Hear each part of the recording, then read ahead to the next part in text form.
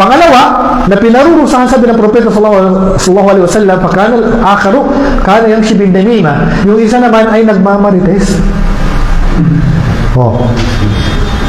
Yamshi bin namima, pupunta doon, tapos pag-aaway niyo yung dalawa. Tagahatid ng balita para mapag-away. Anong tawag doon? Marites din ba tawag doon? Chismoso?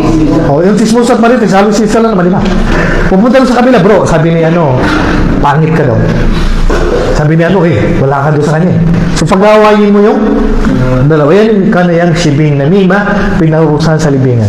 At alam niyo ba, sa hadis ng propeta sallallahu alaihi wasallam, nung umakyat siya sa taas, sa Isra wal Mi'raj, ang nakita niya na parusa ng mga ganitong mga tao, yung nagmamarites, nakita niya yung mga lalaki nakita niya, samantala ang marites babae.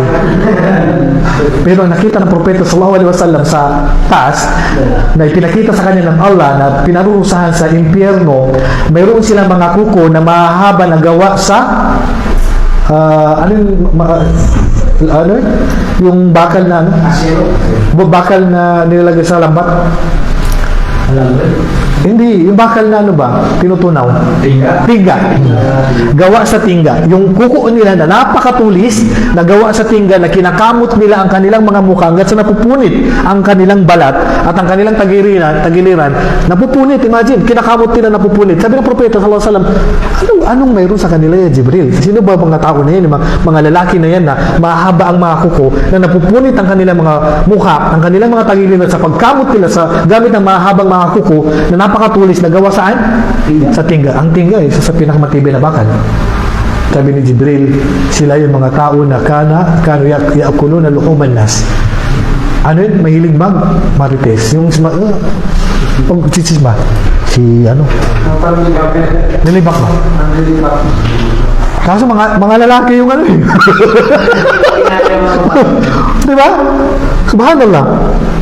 So, mga lalaki yung mga nakita ng propeta sallallahu alaihi wasallam. Ibig sabihin, itong chismoso at saka chismosa at ang katangian nila, yung mahilig maglibak, which is halos magkapatid yung dalawa na yun.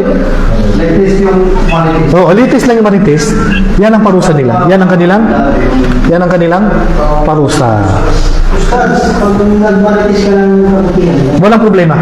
pag nabanggit mo yung pangalan nila, Ang pinakamainam na pagmamarites ay mabuti. Pinakamainam na pagmamarites ay mabuti. Pagpuri sa kapwa, wag mo lang purihin yung tao sa harapan niya, kayo nang bawal. Pero kabutihan ang binabanggit natin, walang issue doon.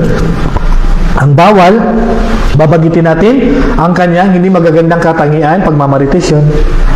Okay.